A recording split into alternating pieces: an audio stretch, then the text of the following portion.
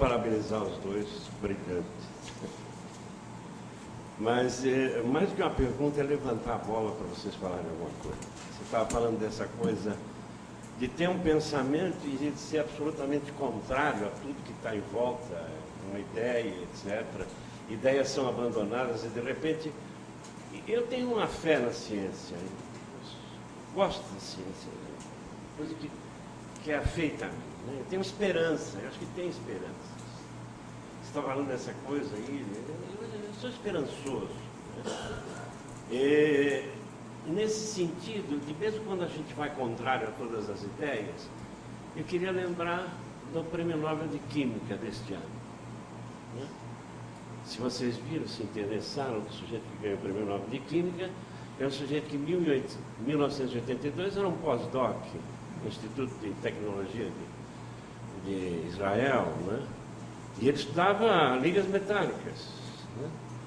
E ele faz um experimento com liga metálica, faz a difração de raio-x para ver a cristalografia dessa liga metálica. E dizem os químicos que existe uma lei de que os cristais só podem se formar de tais e tais maneiras, que tem um número de eixos, existem tais números e tais números não existem, né? Não entendo muito de cristalografia, nada. Mas eu li o suficiente para saber que ele faz uma lâmina e encontra uma cristalização daquelas ditas inexistentes. E ele diz a ele mesmo que isso não existe. Eu cometi algum erro, etc. E tal. Aí ele repete a experiência e dá a mesma coisa, né? E faz de novo e entra em pânico. Ele mesmo refere que ele entra em pânico. Não, e eu descobri uma coisa que não existe. Que não existe, né? Está aqui e é contrário a todas as leis químicas da cristalografia. O sujeito foi buscar coragem, não sei aonde, ele mandou para a Nature e a Nature publicou. Publicou e o mundo caiu de pau em cima dele, literalmente. O Linus Pauling mandou 2 cartas à Nature, desancando os editores, como eles tinham coragem de publicar aquilo, etc. e tal. Linus Pauling, você sabe, ganhou o Prêmio Nobel 2 vezes. Eu achei ele uma besta, mas ele ganhou 2 vezes o Prêmio Nobel. Falou um monte de besteira. Ele ganhou 2 vezes o Prêmio Nobel, mas falou muita besteira também. A história da vitamina C, etc. e tal, todo mundo sabe, se meteu a médico, né? Os médicos sabem que ele falou muita besteira. Mas mandou, tinha um peso, mandou 2 cartas desancando aqui. Bom, o sujeito foi mandado embora do departamento, perdeu o emprego, deram um empreguinho assim, igual um outro sujeito também que deram um emprego lá na Marcas e Patentes. Um tal de Einstein também ficou lá. Quer dizer, não era a primeira vez que faziam isso. Deram um empreguinho para ele lá e ficou lá. Só que alguns indivíduos mais jovens, né, sempre repetiram o experimento dele. E deu a mesma coisa. Então pipocou aqui ou lá um paper mostrando essa cristalização, né? E depois 2 russos encontraram numa areia, num deserto lá na Sibéria, uma cristalização natural idêntica aos moldes dele. E aí, então, começaram a perceber, estudar esse metal. É um metal curiosíssimo, porque é um metal que é diferente de todos os outros, porque, por exemplo, é isolante, não transmite eletricidade. Ele constitui um aço inox nessa cristalografia, que é cheio de propriedades. Instrumentos cirúrgicos estão sendo feitos dessa forma hoje. E daqui a pouco todos nós temos em casa, graças a esse cidadão, algum objeto, porque, por exemplo, o aço de uma frigideira é antiaderente por natureza, não precisa pôr Teflon, nada gruda nele. Não é? Aí o mundo foi lá e disse, um prêmio Nobel para você, né? Oh, desculpa, né? Então eu adoro essas coisas. Oi. Aproveitando o comentário do Alcides sobre química, né, eu queria também falar de uma outra área da ciência, que é a economia, porque eu acho que isso está disseminado, né, e talvez a gente possa falar um pouquinho disso. Hoje eu sou estudante de psicanálise, quer dizer, não sei se eu vou deixar de ser, mas eu me formei em economia. E durante a minha graduação, economia, sucintamente, ela tenta criar modelos para tentar explicar a realidade. Como o Bezerra falou muito bem, nós somos seres de perspectiva e a gente não tem como fazer sem um reducionismo metodológico, né? Na época da minha graduação, eu descobri uma área que agora está na moda, que é a economia comportamental, que é uma área da economia que ela faz a interface com outras disciplinas, como a antropologia, a psicologia, e para tentar enriquecer um pouco mais esse conceito de homo econômicos, né, que seria o homem que consegue racionalizar tudo, computar tudo, para caber dentro do modelo para explicar a realidade. E eu me interessei muito por isso, comecei a estudar. E logo apareceu a neuroeconomia, né? Fui atrás para ver o que era, e então eu me deparei com estudos, né, de neurociência para tentar quantificar, medir como é que o homem reage a perdas e ganhos, né? E então eu quero trazer essa frase, né, que é de um economista que está na moda também agora, o Kammerer, que ele fala assim, como é que é? Agora nós encontramos as ferramentas, não precisamos mais reduzir, né? Como que a gente acaba caindo nisso, né? Eu queria levantar também, como Alcides, jogar a bola para vocês, para a gente pensar um pouquinho sobre esse ideal, né, de ter todas as ferramentas e não precisar mais reduzir. Olá, boa tarde. Meu nome é Graziele e a respeito do que o Siddhartha comentou e aproveitando também o gancho das outras palestras,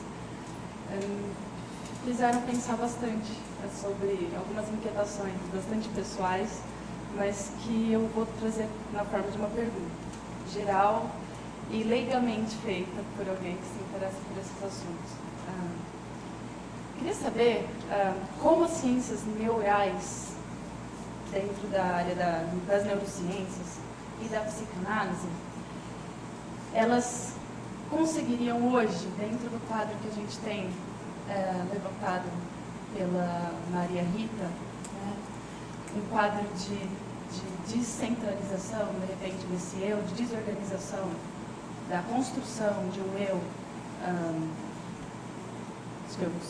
organizado em si mesmo, né, e que bebe de múltiplas fontes, de muitas linguagens, de muitos meios, e que às vezes se perde. Como é que essas ciências, elas lançam luz a esse vazio fundamental, humano, sem fundo, né? As dores da nossa existência, permitindo-nos viver com mais autonomia sobre nós mesmos? Qual seria o caminho dessa autonomia? E atingindo uma vez a autonomia sobre quem nós somos e como é que essas funções estão organizadas, para que elas servem no nosso corpo, o que essa autonomia nos resgata, né? O que é que nós precisamos, o que nos traz em termos de alimento, da gente descobrir mais sobre como nós funcionamos. Como é que a ciência, ela direciona tanta autonomia, essa autonomia que nos dá uma sensação de poder, de repente, de descobrir, já que nós podemos ter um certo controle sobre as nossas funções neurais, isso me dá uma sensação de poder, para onde é que eu direciono isso? Né?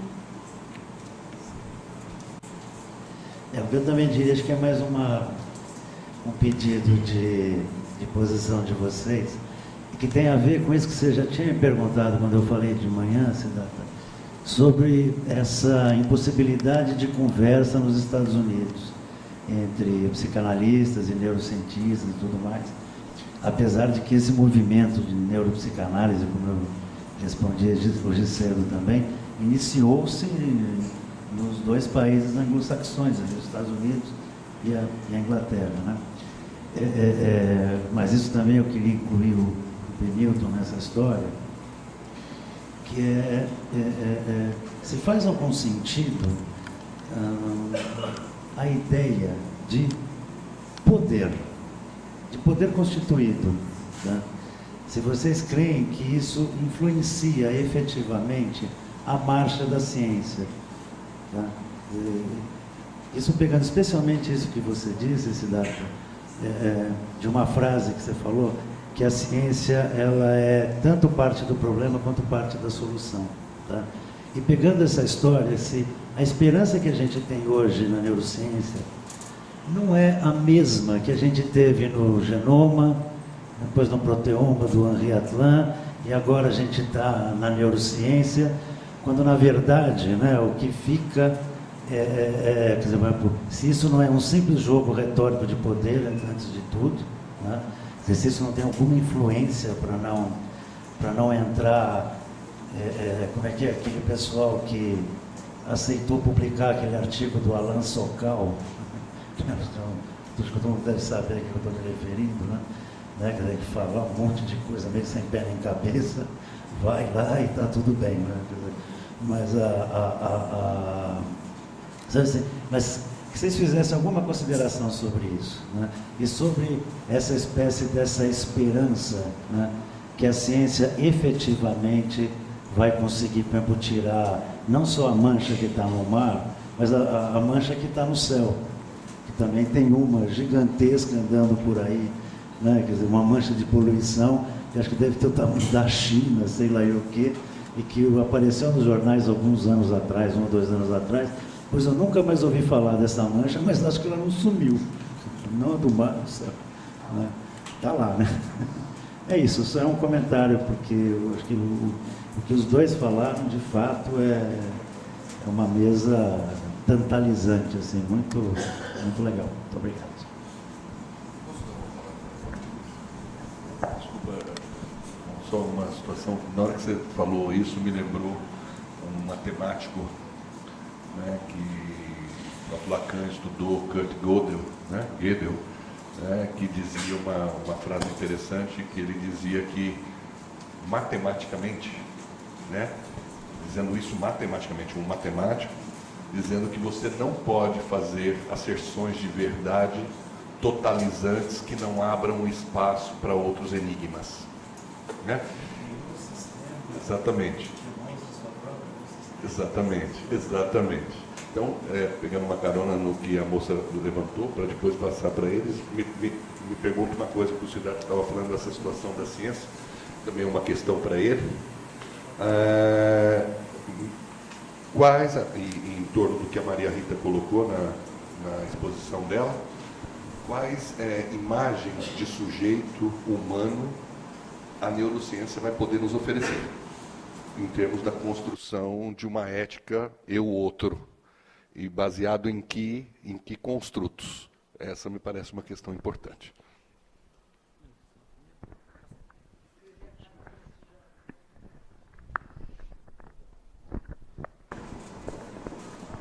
Bom, eu vou começar a aproveitar essa última questão que eu achei muito bem formulada, porque ela permite a gente voltar a um ponto que eu estava mencionando, a diferença de abordagem dessa questão, a maneira de responder essa pergunta pode variar imensamente.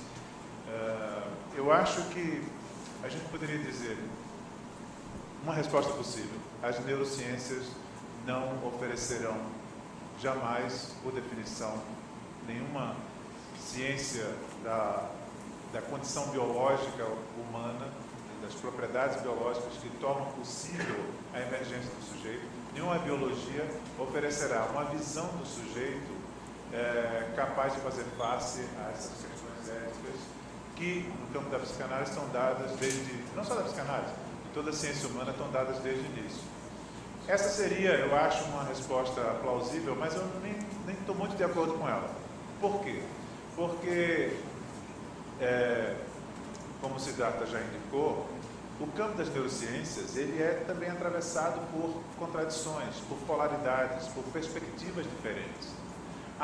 Você não pode esperar jamais de James Watson, de Francis Crick, de Patricia Churchnut, uma visão do sujeito capaz de ter num enunciado ético correspondente interessante. Por quê? Porque eles estão falando que sujeito, essa coisa etérea que a gente fala, essa conversa é folk psychology, é psicologia do cotidiano. O sujeito, na realidade, é o cérebro funcionando e que produz, feito uma água fervendo, produz fumaça. O cérebro funcionando produz isso que a gente chama de sujeito. Mas achar que a fumaça não é só um outro estado da água ali é um equívoco. Assim como achar psiquismo, vida psíquica, é outra coisa que não os neurônios funcionando, é um equívoco. Né? Então, desse tipo de abordagem, a gente não vai extrair nada. Mas, isso não é todo o campo da neurociência, muito menos da biologia. Os biólogos da linhagem de Richard Lewontin, Stephen Jay Gould, Maturana, Varela, falam de uma biologia diferente, de uma biologia antirreducionista, de uma biologia onde a visão do cérebro, como disse o Siddhartha, é sempre de um cérebro incorporado. E não só incorporado, situado num contexto que é físico e simbólico ao mesmo tempo. Nessa perspectiva biológica, cada vez que eu falo do cérebro, eu estou falando também do organismo como um todo, e estou falando também do mundo onde esse organismo está situado. Apenas metodologicamente eu posso circunscrever a minha observação ao cérebro, mas para, num segundo momento, imediatamente, ressituá-lo na totalidade orgânica e situá-lo no mundo vivido em que esse organismo existe. Dessa biologia, a gente pode esperar, e aí a gente talvez pudesse encontrar um campo de trabalho em comum, pode esperar uma forma de produção de conhecimentos ainda biológicos interessantes. Quais? Aqueles que pensam a biologia e a constituição do próprio cérebro como algo que depende inteiramente de algo fora dele. Depende da alteridade que é constituída não só pelo ambiente físico, sem cujos estímulos o cérebro não é solicitado a responder, e sobretudo no caso da experiência humana, do campo humano propriamente dito, do campo da linguagem e da cultura.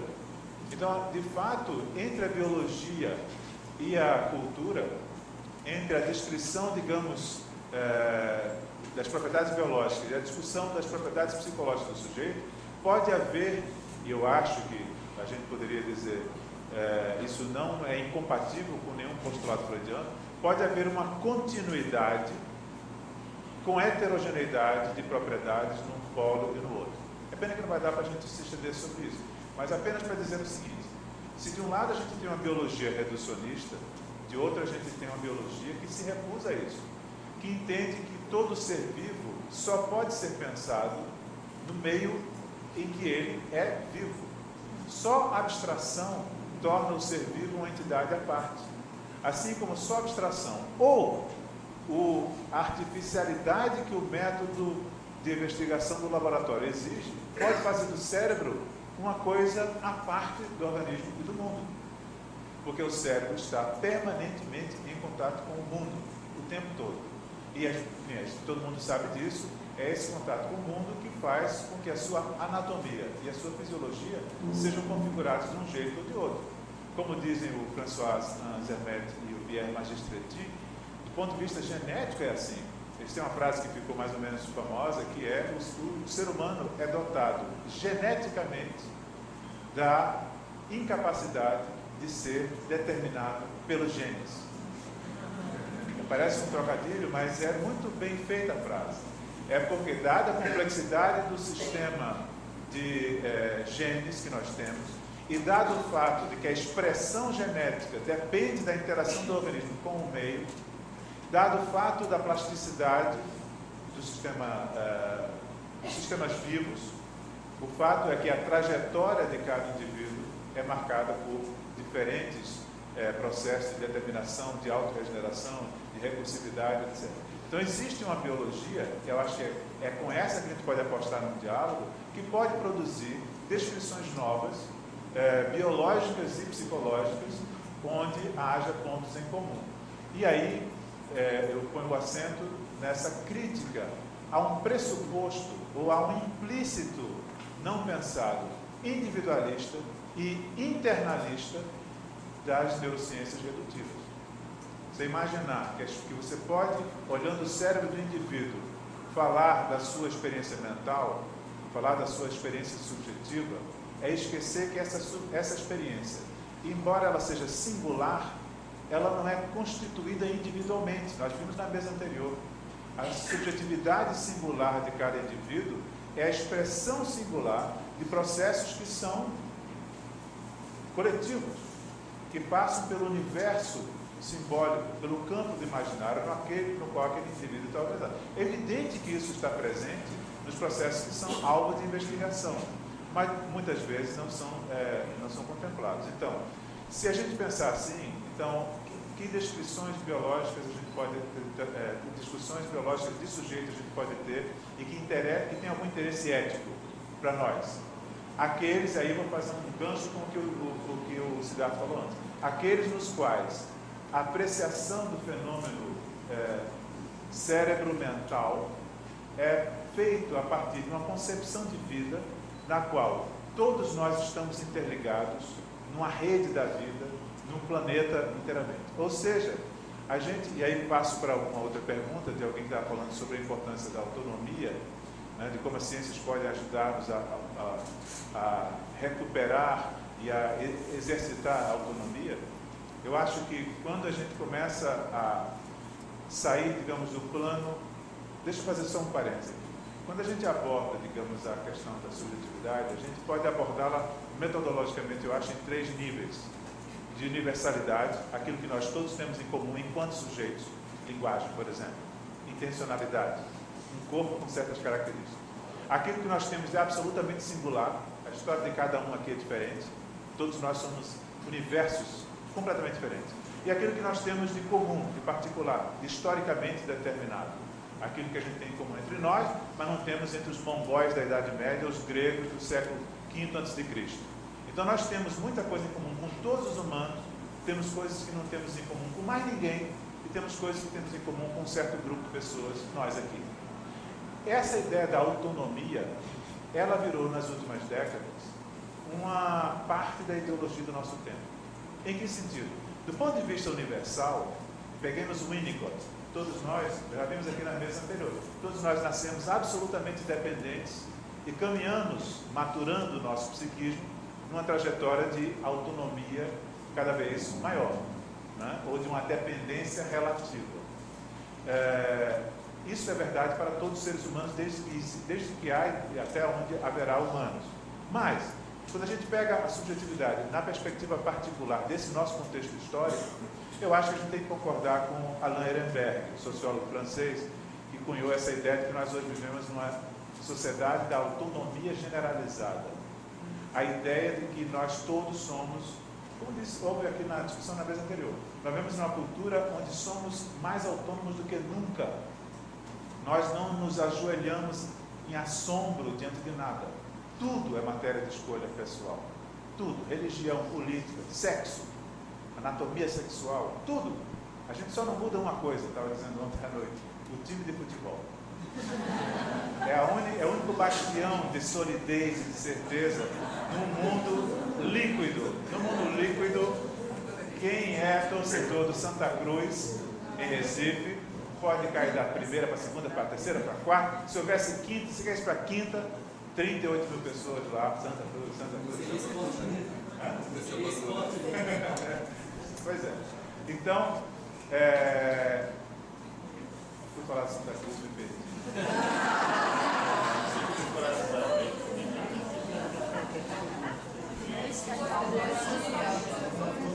Da autonomia, exatamente. Então, se há uma questão que hoje em dia, do ponto de vista ético, seja fundamental, é justamente uma certa discussão crítica sobre o valor da autonomia. No sentido de que ela, quando se torna não uma possibilidade, mas uma exigência, nós todos temos que exibir capacidade de autonomia e de uma autonomia muito bem sucedida. Todos temos que estar com os dentes à mostra para provar que somos felizes, somos bem-sucedidos naquilo que fazemos, somos livres, ninguém manda na gente. E Nike, just do it. Quando uma empresa consegue vender produtos com uma coisa como essa, just do it. No limits. Você está diante de um mundo onde a autonomia deixou de ser uma conquista para ser uma injunção. uma injunção que, evidentemente, só catapulta ao extremo essa cultura do consumo individualizado que a gente vive. Então, se a gente pode dizer que há uma tarefa entre nós, é justamente pôr em discussão essa tarefa da autonomia. A gente precisa compreender, como disse o Siddhartha, o quão dependentes nós somos uns dos outros, o quão dependentes nós somos desse planeta, o quão dependentes nós somos de um tipo de civilidade, de convivência, que se nós não construímos, vai nos levar ao que ele filme da melancolia. Não precisa de um planeta. Nós mesmos vamos dar conta disso. E, na verdade, nada, não está escrito que isso não vai acontecer. Não está escrito. A ciência faz parte do problema, faz parte da solução, mas a gente só vê um lado da solução. As pessoas que são exageradamente otimistas em relação ao que a ciência pode ajudar. Mas, enfim, eu queria sublinhar apenas um comentário muito rápido sobre a primeira pergunta, que falava sobre neuroeconomia, né? Das consequências éticas discutíveis que há nessa proliferação de neuro-X, né? A última que eu descobri agora foi neuroculinária. Um chefe holandês, eu acho, que cunhou, claro, para efeito de marketing pessoal, essa ideia de neuroculinária, que eu não faço a menor ideia do que seja. Não sei se vão dar doces enquanto fazem PET scan, não sei o que é. Mas, por exemplo, a neuroeducação é um campo atravessado por, desde coisas interessantes, aprender mais sobre como o cérebro aprende, como o cérebro é capaz de recolher informação, etc. e tal. Isso é interessante, como é que o cérebro participa dos processos de aprendizado. Mas o efeito ideológico é o de transformar a educação, ao invés de, num campo de educação, de cultivo da pessoa, do sujeito, passa a ser um campo de treinamento do cérebro. Eu sei porque eu sou volta e meia convidado para falar com professores de escolas secundárias e tal, e é impressionante o desespero que os professores têm diante dos impasses da escola hoje em dia, né, que todo mundo sabe como é difícil ser professor hoje em dia, faz com que o apelo da ciência, que tem solução para tudo, etc., e do cérebro, que explica tudo, faz com que eles corram com desespero em torno de técnicas de treinamento cerebral para poder fazer a educação indiana. Isso é um completo equívoco. Educação jamais será, para merecer esse nome, treinamento cerebral. Mutatis mutandis, isso vale para outras neurodisciplinas. Eu fiquei chocado anteontem, lendo um artigo de um crítico de arte, mas completamente hipnotizado pela ideologia das neurociências, escrevendo um artigo que ele dizia literalmente, ele é um adepto da neuroestética. E a frase dele era: hoje em dia é inadmissível uma teoria da arte ou da experiência estética que não seja biologicamente fundada. Isso, para mim, é uma tolice sem tamanho. Mas é um sujeito conceitual. E a gente poderia dar exemplos disso em todas essas neurodisciplinas. Bom, pode terminar. Encerramos, Luiz? Já deu o horário? Quanto tempo? Perfeito. Por favor, senhor.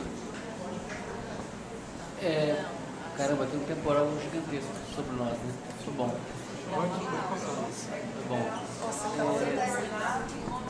Bom, tem várias coisas. Eu sei que a gente está com pouco tempo. Eu acho que nessa história as neurotolices que estão vicejando por aí, esse negócio da neuroeducação é particularmente preocupante. Eu estou envolvido numa escola latino-americana de ciências educacionais, cognitivas e neurais, em que a pretensão é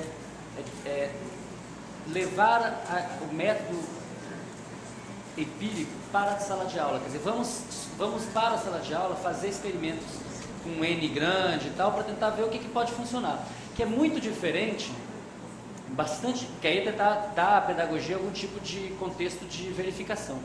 Que é muito diferente dessa história de que se você souber o que o hipocampo faz, vai ajudar a educação. Não necessariamente.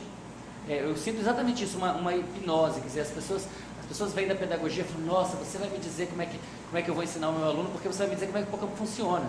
Primeiro que a gente não sabe direito como é que o hipocampo funciona. Segundo, é que isso não vai resolver o problema da educação, não tem nada a ver. O problema da educação é outro. Aliás, no caso dos países de terceiro mundo, o problema da educação tem muito mais a ver com o Brizola e com o CIEPS do que com alimentação, sono, coisas muito básicas, do que com técnicas para fazer o cara aprender matemática com 2 anos de idade, que é um pouco a linha dos americanos. Vamos fazer as crianças aprenderem muito rápido. Como é que a gente otimiza esse aprendizado? Mas é isso que precisa, ou que precisa democratizar o aprendizado? Então, acho que essa é uma conversa importante. No caso especificamente da neuroeconomia, eu acho que ela é uma disciplina, eu acho que ela não é uma neurotolice, acho que é uma coisa que é interessante, que é você descobrir como é que o cérebro participa da geração das expectativas e dos valores que são associados às trocas, né? E o que é interessante é que o estudo da neuroeconomia, e antes disso o estudo do comportamento animal, inclusive do animal homem, vai atacar uma base da economia, digamos, da economia dominante e todos esses modelos que regem o mundo hoje, que é a ideia de que o sujeito é um sujeito racional que faz decisões racionais. É exatamente o contrário, né? As pessoas não fazem decisões racionais, tem o tempo todo um monte de expectativas que não tem nada a ver com a realidade, e a neuroeconomia nesse sentido é interessante porque vai solapando um pouco essa... Quer dizer, você constrói um modelo, né, probabilístico baseado em um monte de agentes que não existem, é claro que vai dar problema. Deu, né? Estamos vivendo o problema, que o diga a Grécia. Eu também, Alcide, quer dizer, quando a gente fala eu sou um cientista, então é claro que a gente é esperançoso, senão a gente não seria, né? Só se a gente fosse muito perverso. Então a gente é esperançoso, e eu acho que a ciência é profundamente esperançosa, mas eu não acho que a gente deva perder de vista, né, depois do Kuhn, depois do Feyerabend, que a ciência é um tipo de religião. É um tipo de religião porque ela está fundada em coisas que são absolutamente não testáveis. Por exemplo, Gödel, por exemplo, a teoria da evolução. Bem que a teoria da evolução você ainda pode testar em laboratório, fazendo seleção artificial, mas o fato é que ela se baseia numa série de axiomas, né? E as pessoas têm, os cientistas têm em geral uma atitude em relação à ciência de reverência tão forte quanto qualquer religioso. Aliás, a palavra que a gente usa quando vai matar um animal é sacrifício, né? Então é muito parecido com o que se fazia há 2000 anos atrás, né? Abrir as entranhas, a gente agora abre o cérebro. Então eu acho que se a gente entender que a ciência é um tipo de religião, e se a gente entender que ela é um tipo de religião particular, por que eu sou cientista e não sou pastor evangélico, sei lá? Porque eu acho que ela é uma religião melhor. Por que ela é melhor? Porque ela tem o tal do princípio da descrença. O tempo todo a gente pode mudar de ideia. Então, a boçalidade, na ciência tem muita boçalidade, mas o tempo todo pode vir um cara muito mais novo e chegar para o cara que é prêmio Nobel e falar, está errado. E a ciência tem uma sociologia em que a maioria ganha, e mesmo que o cara seja muito importante, se ele estiver falando besteira e se aquilo não for corroborável em vários lugares, ele sai da roda, ele sai do jogo. Então isso é legal, né? E isso é esperança, isso causa esperança. Mas por outro lado, como tem essa sensação de que a ciência não é religião, que a ciência é uma coisa que é a verdade, isso é muito perigoso. É o discurso que faz a bomba atômica, é o discurso que faz, né, a extração de petróleo a 4 mil metros de profundidade, rachando tudo. Então isso é muito perigoso. Acho que um exemplo muito claro é a questão da célula-tronco. Células-tronco, caminho ainda não é, mas caminha para ser daqui a 10 ou 15 ou 20 anos uma revolução completa na medicina, né? A gente vai poder trocar todas as partes do corpo com órgãos feitos com as nossas próprias células, não vai ter rejeição, né? Tirando o cérebro, que se você trocar você perde quem você é, né? Você vai poder viver muito mais. Isso é bom? A gente está caminhando, então, se tiver célula-tronco dessa, se essa tecnologia for desenvolvida dessa forma, o que vai acontecer? O que vai acontecer é que os ricos vão viver 300 anos. Vocês conseguem imaginar o Donald Trump com 300 anos? Que filho da puta que ele não vai ser? Né? Uma pessoa perigosíssima. Então, isso é uma coisa que a gente tem que discutir antes de ter tecnologia, porque depois que fizer, não volta mais. Né? Tem um livro muito legal, o Neuromancer, do William Gibson, né? Que é um livro sobre um futuro onde você tem um mundo virtual que é quase real. Então, na verdade, é uma briga entre dois grandes supercomputadores, duas inteligências artificiais, uma na Suíça e uma no Brasil, no Rio de Janeiro. Né? E é isso, quer dizer, os ricos, na verdade, ficaram imortais e eles vivem através da máquina. Eles vivem fora do corpo nessa outra máquina. E a gente não está muito longe disso. Pelo menos conceitualmente, não está muito longe disso. A questão é saber se a gente deve ir lá. Então, só porque a gente pode, a gente deve? Será que é isso? Né? Então, acho que isso é uma coisa importantíssima de ser discutida, e tem que ser discutida pelas pessoas, porque aí é a questão do poder. Né? Quer dizer, a ciência tem o discurso competente. Hoje em dia você fala, não, eu faço ciência, pronto, acabou. Você fala que o céu é roxo, verde, azul e amarelo, o cara acredita. pessoas estão com uma tal prostração diante da ciência que assusta, e eu acho que quem tem que fazer essa crítica profundamente são os cientistas, porque eles sabem como é frágil. Eles estão lá no laboratório. Né? Não é que é aquela história? O teórico é o único cara que acredita no própria teoria, né? E o experimentalista é o único cara que não acredita nos próprios experimentos, que ele sabe como é que ele fez. Então eu acho que essa crítica é fundamental. A questão da autonomia, né? Você fez a crítica da autonomia, mas assim, no sentido bom da autonomia, eu acho que a psicanálise tem muito mais a contribuir do que a ciência. Quer dizer, qual é a autonomia importante que a ciência pode dar? A autonomia de dirigir um carro e poluir o mundo. A autonomia de pegar um avião e ir para o outro lado do planeta poluir mais ainda. Eu sou bem crítico disso. Eu acho que a psicanálise sim tem a ver com uma autonomia positiva, uma coisa que você pode, que vai te libertando de sofrimentos que, enfim, todo mundo vai morrer, mas é desnecessário sofrer tanto, né? Não precisa sofrer tanto assim. Então, eu acho que a neurociência tem muito pouco. Se a gente saber que a área do cérebro é ativada e tal, isso não acho que vai nos dar mais autonomia, não. Duval falou da questão do poder, né? Eu acho que essa história do poder que foi concedido à ciência nos últimos séculos, né, e cada vez mais, a ponto das pessoas que não têm a menor formação científica se prostrarem, tem tudo a ver com o capitalismo, tem tudo a ver com a grana, tem tudo a ver com as farmacêuticas, tem tudo a ver com as indústrias bélicas, está tudo ligado. Então essa crítica é uma crítica que tem que ser feita a todo esse sistema, né? Uma coisa, por exemplo, que me interessa muito, que é o debate sobre a legalização das drogas, ele está relacionado com as farmacêuticas. Por que as farmacêuticas não querem que cannabis seja legal? Porque se cannabis for legal, o Rivotril quebra. As pessoas vão plantar em casa. Uma coisa que foi, né, selecionada ao longo de milênios. Então, essa discussão não pode ser feita isoladamente. A ciência é poderosa, sim, e ela é poderosa, muitas vezes, eu vou usar um termo, né, religioso, para o mal. Então, a gente precisa fazer alguma coisa a respeito disso. E a última coisa que eu queria falar é a questão, alguém lá atrás falou, quando falou de neuroeconomia, falou da questão de agora já temos as ferramentas suficientes, né? Quando é que você sabe que você tem as ferramentas para explicar o fenômeno? Então você faz um modelo, você joga aquelas variáveis no modelo, se o modelo prevê o fenômeno, então você fala que é suficiente. O problema é que na maior parte das vezes o que você tem é um negócio que os americanos chamam de overfitting, não sei qual é a tradução disso em português. Quer dizer, você pode fazer no seu modelo muito mais variáveis do que sejam necessárias. Para que eu preciso saber sobre os canais de potássio e de sódio para explicar porque eu estou triste porque eu perdi uma pessoa amada? Eu não preciso. Não tem essa necessidade. Eu posso fazer um modelo que leva isso em consideração, muito complicado, que demora um dia inteiro de computador para rodar 1 segundo da vida real? Eu posso, mas serve para alguma coisa? Se não serve, para que fazer? Só porque pode? Né? E aí isso vai... Porque quando você começa a fazer isso, isso capta recursos, isso gera produção. Se capta recursos, gera produção, está excluído alguma outra coisa. Alguma outra coisa não ganhou os recursos. Né? Então eu acho que essas guerras culturais entre as ciências exatas e essas coisas que vieram na década de 80, elas precisam ter uma resolução. Né? E eu acho que a resolução é justamente esse contato entre a biologia e a psicologia que é possibilitado pelo comportamento animal, que é uma tese do Lawrence.